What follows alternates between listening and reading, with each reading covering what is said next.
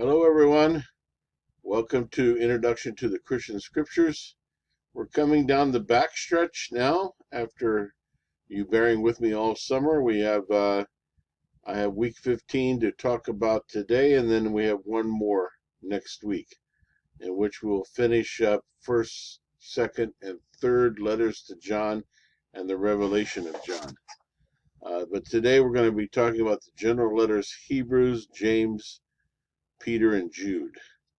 So this is taken from Arterbury, Bellinger, and Dodson, Engaging the Christian Scriptures from 2021, and we are in chapter 7, the last chapter. Thank you. Let's move right along. So we have an outline, again, the world of the early Christians, the letter to the Hebrews, the author and the audience, and occasion and genre and content of the Hebrews. Then we have the letter of James with its authorship, paraensis. I've pronounced it a little bit better this time, paraensis. Content, and a little discussion about James versus Paul in terms of their theology. Then we'll take a look at the first letter of Peter, and then the second letter of Peter and Jude.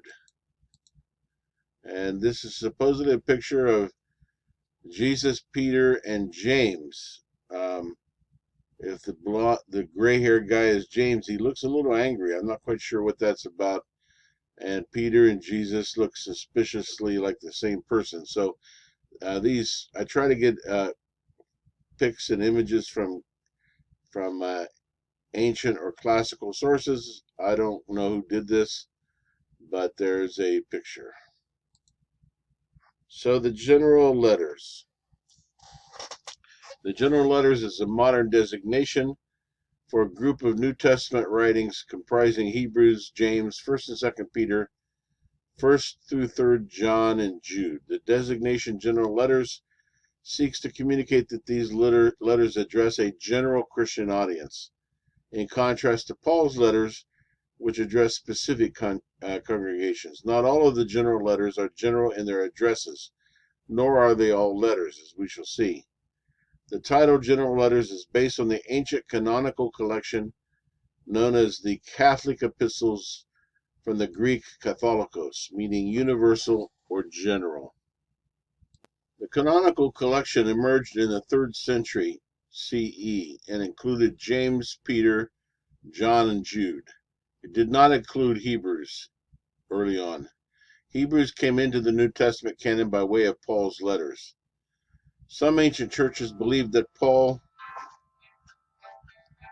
Scam call. Sorry about that.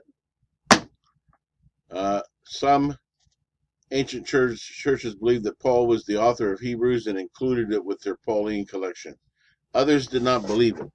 The overwhelming consensus of modern scholarship is that Paul is not the author of Hebrews. Then there's Revelation, the revelation of John, which concludes the New Testament structurally. It emerged as part of the canon apart from any collection. And by that I'm referring to either the Pauline collection, the Gospel collection, or the Catholic collection.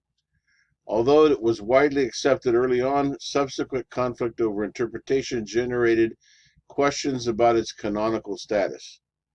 Most Christian communities finally accepted Revelation as authoritative by the 6th century CE. The world of early Christians. Several of the letters, and particularly Revelations, address the issue of Christian persecution. It is important to understand the nature of Christian persecution when reading these texts.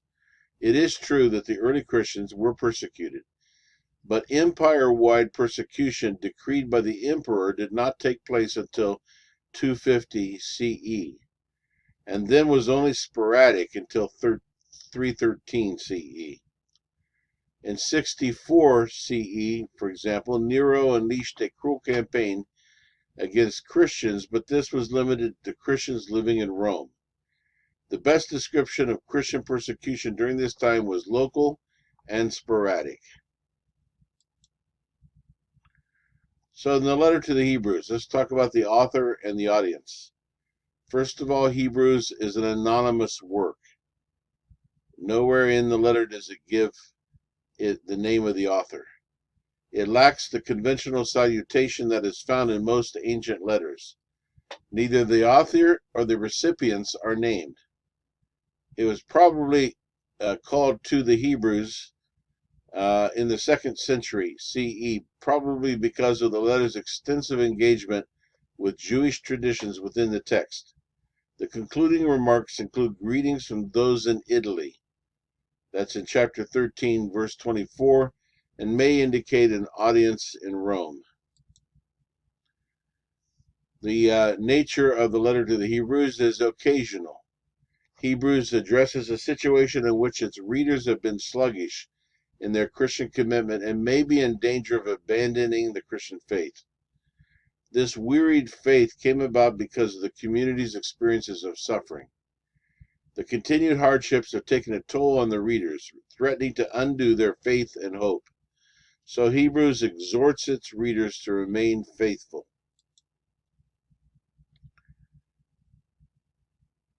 In terms of genre and content, although the Hebrews concludes like a letter, it does not begin with an introductory salutation. I already read that, didn't I?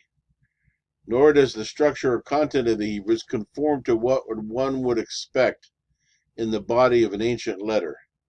The author refers to his writing as a word of exhortation, which is the same expression used to describe Paul's speech in the setting of a synagogue. Most scholars identify the genre of Hebrews as a homily, or a sermon. This exposition is followed by an exhortation to pay greater attention to what we have heard.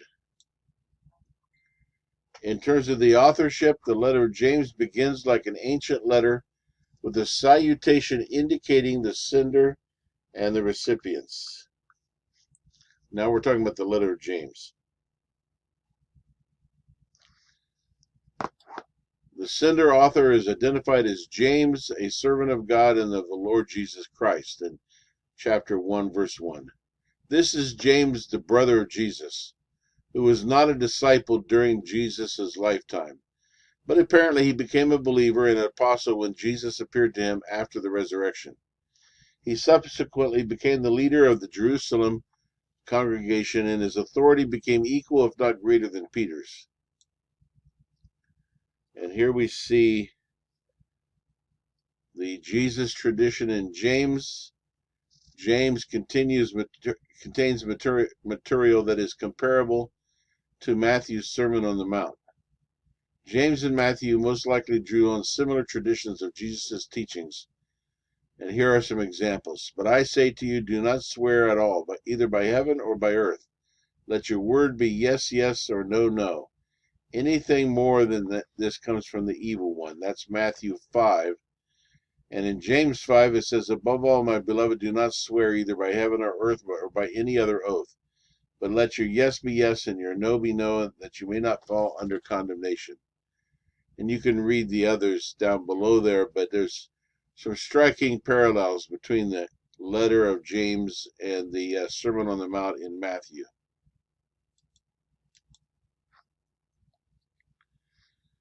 A number of scholars have argued that James is actually let me see if I can do this today. Pseudonymous. I think I did it. Pseudonymous. I better stop while I'm ahead or I'll mess it up. In other words, not actually written by James, but perhaps by someone else in his name. Here are some reasons for this possible pseudonymity. The letter is written in a polished, sophisticated style, unlike a Galilean peasant. Research would show that Jesus and his brothers and sisters were Galilean peasants and probably were not able to read and write, and they spoke in Aramaic. Whereas this letter is written in a polished and sophisticated Greek. Most likely not the brother of Jesus in those terms. In its use of the Septuagint rather than Hebrew text. Septuagint was the Old Testament in Greek. The late date of its acceptance into the canonical status by the church. So there are some reasons that it might be pseudonymous.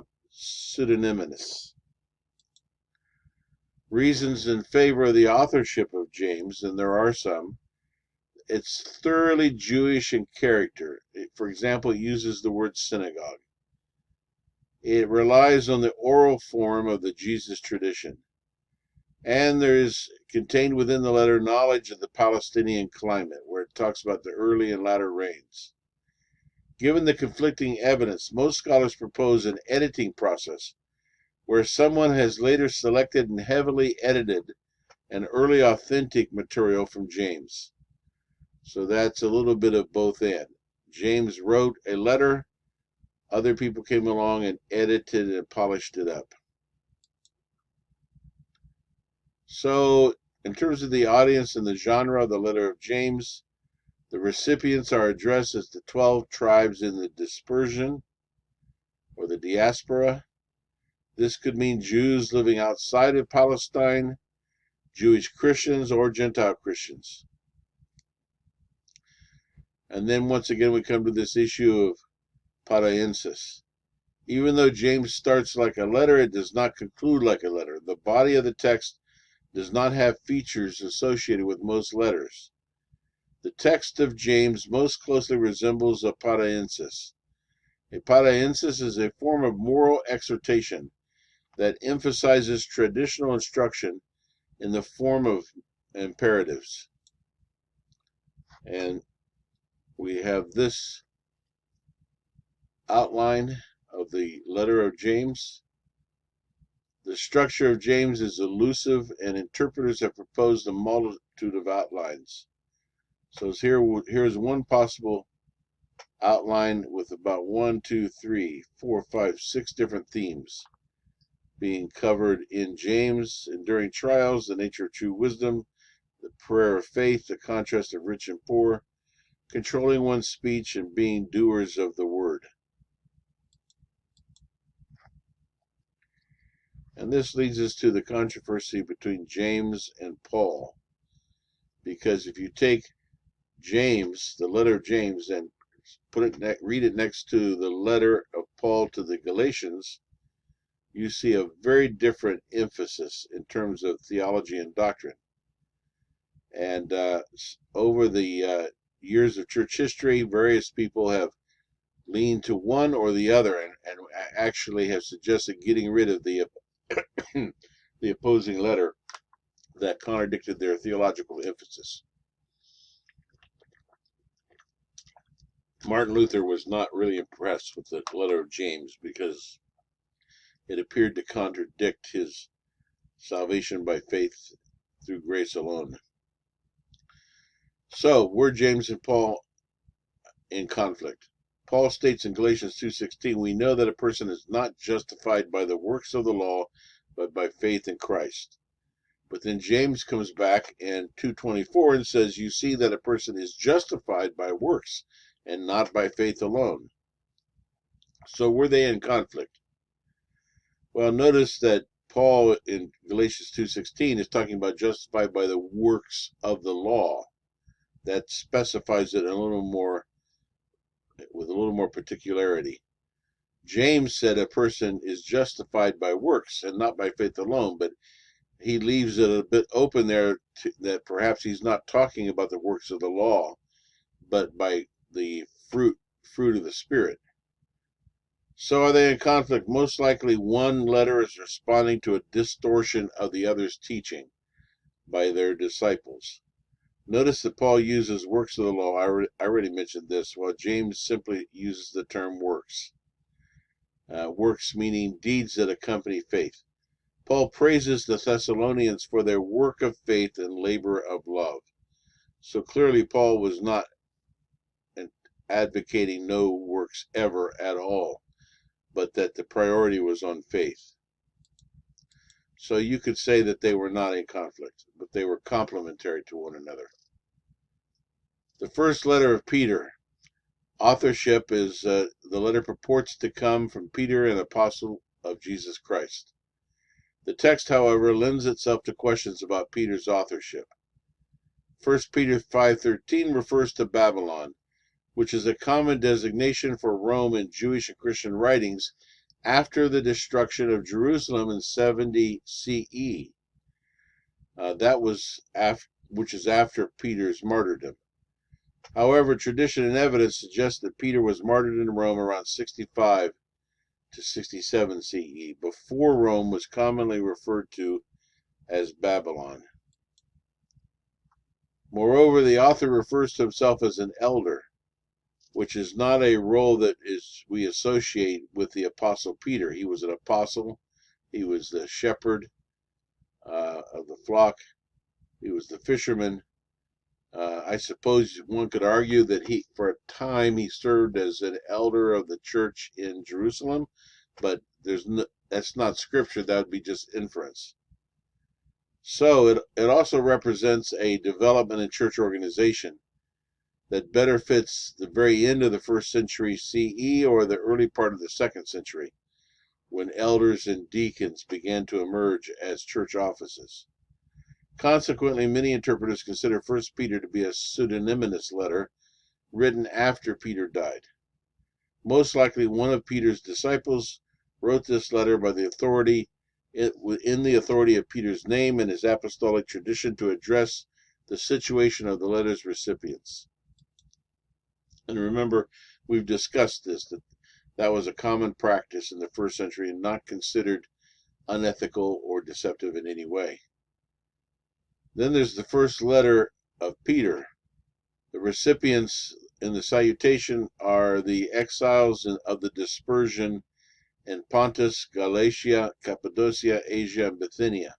These are all Roman provinces in the larger region of Asia Minor, or modern Turkey. This addressed people living in the northern arc of Asia Minor and the Christian communities that were not founded by Paul. These recipients were primarily Gentile Christians, and their designation as exiles and resident aliens makes some scholars suggest that these are legal social terms referring to Christians whose actual political and social status was marginal. And here we have a picture of the Roman provinces of Asia Minor. This is the province of Galatia. Remember, it was extended south, and so you have a northern Galatia and southern Galatia, Cappadocia, Bithynia, and Pontus. These were areas that the Spirit forbade Paul to enter when he was walking across Turkey, Asia Minor, with Silas and Timothy in his second missionary journey. And he wound up having a dream that called him across the Aegean into Macedonia. So the first letter of Peter, the occasion is the letter addresses several churches in the region and assumes they share a common situation and a common experience of suffering. The exact details of this maltreatment are lacking, but it is connected to slander. They are maligned, blasphemed, and reviled. In terms of genre, 1 Peter is an ancient letter with a customary salutation and concluding remarks. Instead of a thanksgiving section, however, it contains an extended blessing to God that moves seamlessly into the body of the letter. The body of the letter has two major divisions. In terms of the people that it's addressing, their new identity as the people of God, and the second theme or topic was proper conduct in society and in suffering. The message, the letter articulates and reinforces the reader's communal identity as Christian believers. First, the author stresses the reader's conversion. Once you were not a people, but now you are the people of God. Second, as the people of God, the readers have now been granted the privileges and identity markers of Israel. But you are a chosen race, a royal priesthood, a holy nation, God's own people. Third is the estranged people of God. The readers now constitute the household of God and must love and care for one another. Fourth, the author consistently anchors the reader's identity in Jesus Christ, especially in relation to Christ's own suffering and his coming glory. On the other hand, the letter encourages the readers to adapt as much as possible to their social environment in order to avoid unnecessary slander and harassment. The policy of adaptation is in relation to the governing authorities. and household relations. This is found in chapter 2. The author exhorts readers to accept the authority of every human institution. Slaves and wives are instructed to conform to the traditional norms and values of their roles within the Greco-Roman household. Such conformity functions to counter accusations and suspicions of domestic and social sedition. Overall, the readers are to conduct themselves honorably among their unbelieving neighbors. The second letter of Peter is somewhat different. It has a literary relationship with the letter of Jude. Scholars usually treat the letters of Jude and 2 Peter together because of a literary connection that seems to exist between the two texts and because the situations they address are very similar. For example, a close reading of Jude 4 through 8 and of 2 Peter 2, 1 through chapter 3, verse 4, reveals that rare Greek terms are replicated in both texts. And we will show them. The term blemishes occurs in Jude 12 and 2 Peter 2:13. The term waterless occurs in both letters. Bombastic occurs in both letters. Scoffers occurs in both letters. As a result, many scholars theorize that the author of 2 Peter relied on the text of Jude as a literary resource while composing his letter.